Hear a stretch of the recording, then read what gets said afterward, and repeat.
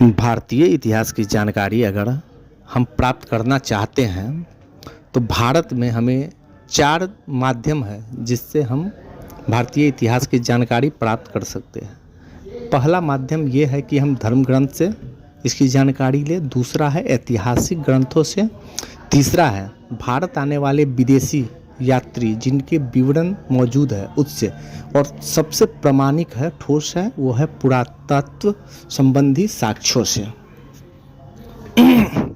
धर्म ग्रंथ से हम जानकारी कैसे प्राप्त करेंगे? जैसे हमारे पास मौजूद है वेद है, उपनिषद है, रामायण है, महाभारत है, मनुस्मृति है, भगवत गीता है इत्यादि है। इससे हमें उस समय के राजाओं के बारे में और समाज के बारे में, संस्कृति के बारे में, आचार विचार के बारे में, मान्यताओं और जीवन पद्धति के बारे में जानकारी प्राप्त होती है। ऐतिहासिक ग्रंथों में आता है अर्थशास्त्र, आता है राजतरंगिणी है, मुद्रा राक्षस है, पृथ्वीराज रासो है, वान भट्ट की रचनाएं हैं। इससे हमें प्राप्त होता है कि प्राचीन और मध्यकालीन भारत की राजनीति, प्रशासनिक, सामाजिक स्थितियों की जानकारी मिलती है। ऐतिहासिक ग्रंथों में शासकों, राज्यों, युद्धों, प्रशासन, समाज और घटनाओं का क्रमबद्ध वर्णन मिलता है।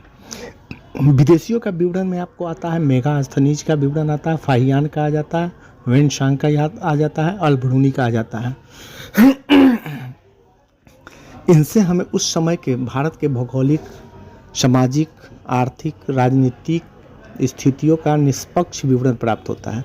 विदेशी यात्रियों, दूतों, इतिहासकार ने भारत की यात्रा और यहाँ की स्थितियों का वर्णन बहुत ही विस्तार से किया है। लास्ट है पुरातत्व संबंधी साक्ष्य, जो हमें सिंधु घाटी की खुदाई, शिलालेख, ताम्रपत्र, सिक्के, स्तूप, मंदिर, मूर्ति, औजार इस सब से प्राप्त होते हैं। खुदाई और अनुसंधान से प्राप्त अवशेष, सिक्के, अभिलेख, भवन, उपकरण आदि इतिहास की प्रामाणिक जानकारी देते हैं।